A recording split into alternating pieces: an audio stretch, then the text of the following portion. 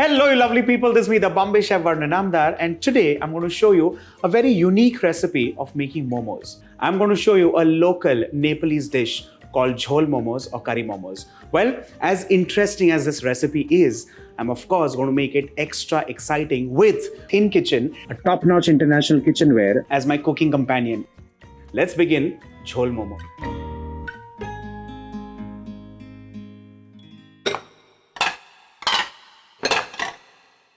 Let's begin with the prep for the jhol. In this case, the jhol curry or the jhol achar, as traditionally they call it. We're going to broil a couple of ingredients before we get into the real jhol. And to begin with, I'm going to use a soya bean. Now, this is not soya chunk or soya granule. These are soya beans. Let's begin.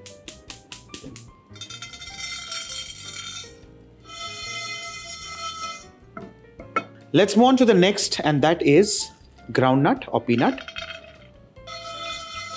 Once the skin of the soya and the peanuts kind of rupture, let's add in dried red chilies, white sesame seeds, moving on to coriander seeds, and finally a very unique spice called teppal.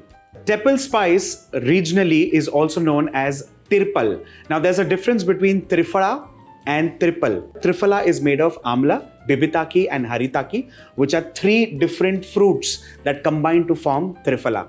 In this case, this is the teppal spice or the tirpal, which is found in the Maharashtrian Goan cuisine, predominantly in India. Our dry ingredients are wonderfully fragrant. Time to transfer this in a bowl. Now in this case, I'm going to use Joseph Nest Prep Bowl Set. It has an innovative design with 18 by 8 stainless steel that doesn't leave any stain or odor. Also, another best part about this is the bowls nest inside each other for space-saving storage.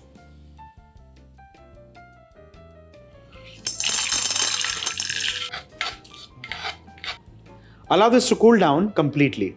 Let's next move on to our wet ingredients, which are onions, tomatoes, green chilies, ginger and garlic. And since these are different vegetables, this would be perfect. And this is my Xylus 4-in-1 chopping board. As you can see, it has 4 surfaces which give flexibility without contaminating anything. It has an integrated juice channel which retains liquids to keep your work surface clean and tidy. Let's begin with slicing onions.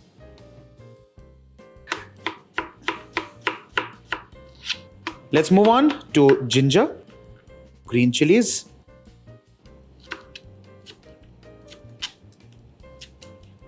and now some peeled garlic.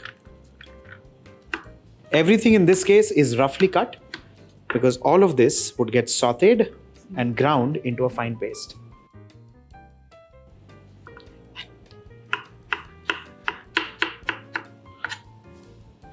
Our wet ingredients are cut, chopped and ready. Let's now move on to sauteing all of this, for which I'm using my Xylus Ultimate Pro Saute Pan with lid and spout. One of the best things about this pan is that it is non-sticky and it reduces the need for oil or butter, just as we need. It is one of the most reliable pans which has first-class heat distribution, which ensures best results when you're cooking. Let's turn the flame on and add in a touch of oil. Let's begin with cumin seeds in hot oil. Once the cumin seeds crackle, let's push in onions, ginger, green chilies and garlic.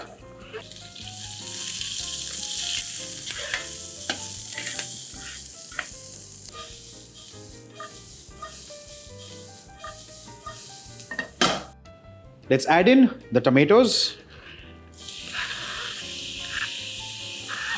Just a touch of red chili powder. And along with this, hog plum powder. Now, hog plum basically is a fruit which is called hog plum, of course. In different languages, it's known differently. Hog plum is also known as sorrel or ambadi or red bhindi to make things just easier. Now, this adds in that wonderful layer, of course, of tartiness to this recipe and also brings in that earthiness. Let's stir this well. And in case you cannot lay your hands on hog plum, by all means use raw mango powder, also known as amchur. With this, off goes the flame. And this gets transferred in a bowl.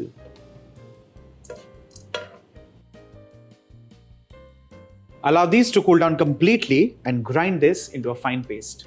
Our paste for the jhol is done and ready, nice and smooth. Let's keep this aside and quickly pan fry the momos. A touch of regular vegetable oil. Let's place in the momos of our choice. The whole idea is to steam these as well as pan fry at the same time.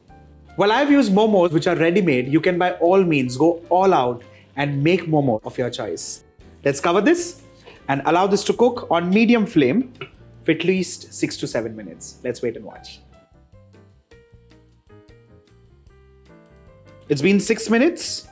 Let's quickly check on our momos.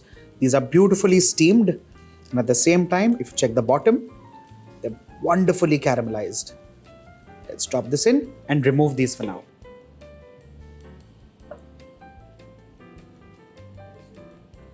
Our pan-fried momos are done and ready. Let's draw these aside and add in our curry paste. But before that, one very important thing. This pan has an aluminium crystal coating which makes it tougher than 2-layered pans. Isn't that interesting? Let's draw the paste in. Let's top this up with water.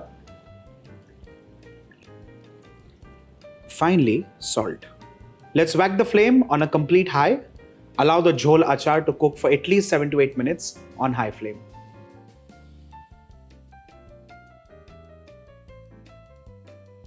With this, our jhol achar is also done and ready. Now, what you can do is you can take these momo and plunge it into this and serve it, or you can keep this in a bowl, a deeper bowl, a deeper plate, and pour it literally like a soup. That's where the name comes in, jhol achar.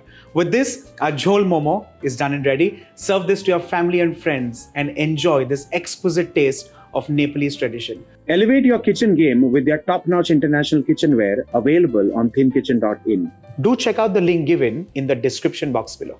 This is all from me. Bye for now.